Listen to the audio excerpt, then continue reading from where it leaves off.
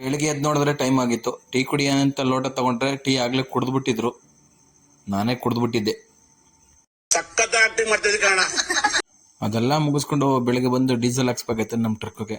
Diesel ಹಾಕ್ಸಕ್ಕೆ ಅಂತ ನಮ್ಮ ಬಂಕ್ಗೆ ಬಂದೆ. ಇಲ್ಲಾರು ಒಬ್ಬ ಬೈಕ್ ತಗೊಂಬಂದಿದ್ದ RX. ಅಲ್ಲಿ ನೋಡಿದ್ರೆ ಪೆಟ್ರೋಲ್ ಹಾಕ್ಸ್ಬಿಟ್ಟು ಪೆಟ್ರೋಲ್ ಚೆಕ್ ಮಾಡ್ತಾ ಇದ್ದಾನೆ. ಎಷ್ಟೇ ಸ್ಟಾರ್ಟ್ ಮಾಡಿದ್ರು ಸ್ಟಾರ್ಟ್ ಆಗ್ತಾ ಇರಲಿಲ್ಲ. ಅದೆಲ್ಲ ಮುಗಿಸ್ಕೊ ಬಂದು ತಿರ್ಗಿ ಮತ್ತೆ ರೆಡಿಯಾಗಿ ಡ್ಯೂಟಿಗೆ ಬರಬೇಕಿತ್ತು. ಡ್ಯೂಟಿಗೆ ಜಾಯ್ನ್ ಆಗಬೇಕಾಗಿತ್ತು.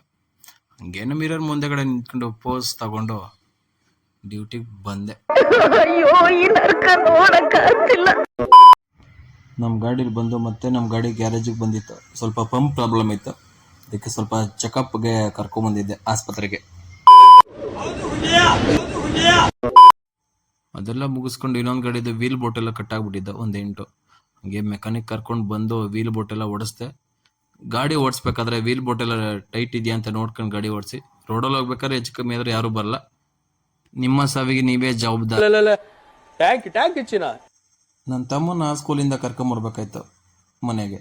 ಅವಾಗ ಕರ್ಕೊಂಬರ್ಬೇಕಾದ್ರೆ ಬ್ಯಾಗ್ಗಳು ನೋಡಿದ್ರೆ ಅವನಕ್ಕಿಂತ ದಪ್ಪ ಇದ್ದು ಬ್ಯಾಗ್ ಎಲ್ಲ.